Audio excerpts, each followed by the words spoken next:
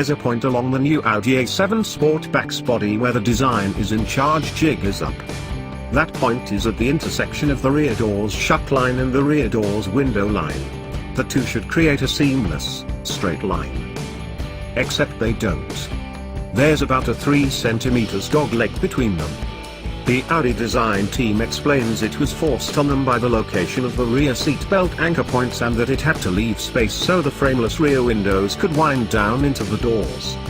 Whatever the reason, it's the sort of thing that didn't happen on the last A7.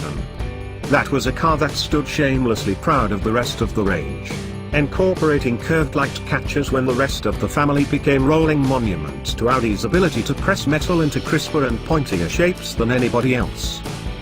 But this car is no longer the Audi dominated by its designers.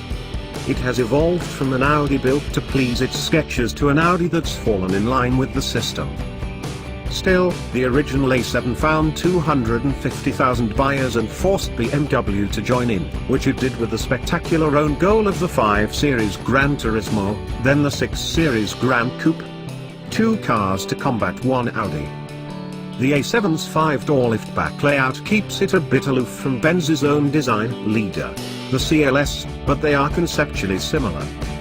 Both cars are a second, design-driven bite at the same mechanical cherry, with the A7 essentially a rebodied, next-generation i6 with a sportier feel, while the CLS is a rebodied E-Class for people who feel younger than 65. The new A7 is, by just about any measure, a better car than its predecessor, yet it doesn't quite have the same on-road presence, especially from the rear three-quarter view. The creases on its body now seem to fit more logically into the Audi language. A bit more plug-and-play into the family system, which makes it feel less unique and less of a design statement than it did before. Still, take that away and you're left with a near-perfect car. Brilliant for long distances. It's also good in town and can be optioned up to park itself or, when the law allows, drive itself with level 3 autonomy on highways. It's heavily based on the A8, which arrived late last year in Europe, but takes the limousine's mechanical layout and offers even more chassis options. About 17 centimeters shorter than the A8, it shares the same 2,926mm wheelbase as the next A6 and most of its dashed design and technology. It will score 48-volt mild hybrid power as standard equipment on all of its petrol-powered cars, rear-wheel steering as an option, airbag suspension as an option, and its biggest wheel and tire package is now 21 inches instead of 20.